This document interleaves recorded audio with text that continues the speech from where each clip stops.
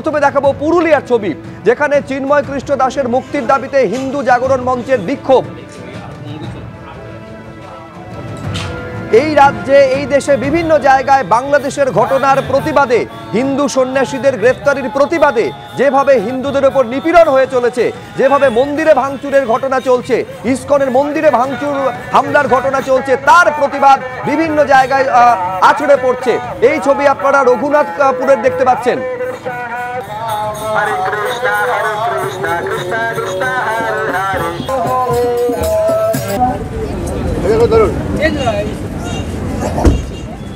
হীরাপুরের ছবি দেখছেন। এইটা এই রাজ্যের, এই বাংলার বিভিন্ন জায়গায় প্রতিবাদ কিভাবে আছড়ে পড়ছে সেই ছবিটা এক এক করে আপনাদের সামনে রেখেছি।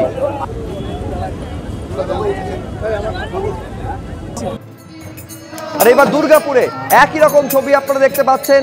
নাম সংকীর্তনের মধ্য দিয়ে বাংলাদেশে হিন্দু সন্ন্যাসীদের ওপর হামলার ঘটনা, গ্রেফতারির ঘটনা, তাদেরকে আটকে দেওয়ার ঘটনার প্রতিবাদ এইভাবে আছড়ে পড়ছে।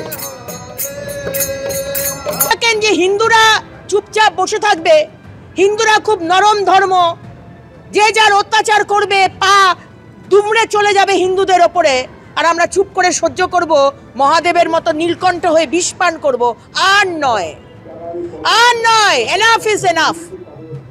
মুসলমানদের একজনের কারোর হলে 56টা মুসলমান দেশ তারা রাস্তায় নেমে পড়ে। খ্রিস্টানদের কোনো কিছু হলে আমেরিকা থেকে শুরু করে ইউরোপের সমস্ত খ্রিস্টানদের রাস্তায় নেমে পড়ে। আর ভারতবর্ষের হিন্দু আর বাংলাদেশের হিন্দু আর পৃথিবীর যেখানে হিন্দু থাকুক, তাদের কোনো কিছু হলে ভারতবর্ষের হিন্দুরা পাশে দাঁড়াবে না? আলবাত দাঁড়াবে। এবং প্রতিবাদ আগুন জ্বলবে। বললাম তো, যদি মহাকৃষ্ণ, আমাদের চিন্ময় কৃষ্ণ মহাপ্রভুর যদি কিছু হয়, পশ্চিমবঙ্গের হিন্দুরা আগুন জ্বালিয়ে দেবে। অপেক্ষা করুন। আমি কাল সেই প্রতিবাদ কর্মসূচি আমাদের কালকে সেই বেলা 12টা থেকে শুরু হবে আমাদের প্রোগ্রাম। থাকবে মাননীয় শুভেন্দু অধিকারী, অনেক এমএলএ থাকবেন। অরাজনৈতিক, সম্পূর্ণ অরাজনৈতিক প্রোগ্রাম। এটা সনাতনী ঐক্য পরিষদের ব্যানারে প্রোগ্রাম, সম্পূর্ণ অরাজনৈতিক প্রোগ্রাম। সমগ্র হিন্দু, তৃণমূল, বিজেপি, সিপিএম, কংগ্রেস, কারোর কোনো বিভেদ নেই। আপনারা সবাই দলে দলে আসুন, আপনি আপনার মনের আওয়াজটা করুন। আমি একটা কথা বলি, বিরোধী দলনেতাকে বলবো, পেট্রোপোল সীমান্ত গিয়ে কি করবেন? খুব সমস্যা এটা। আপনি দিল্লি যান, বিজেপির নেতারা দিল্লি গিয়ে কেন্দ্রীয় সরকারকে ডেপুটেশন দিয়ে বোঝান, প্রধানমন্ত্রীর কাছে যান, স্বরাষ্ট্রমন্ত্রীর কাছে যান, বিদেশ মন্ত্রীর কাছে যান।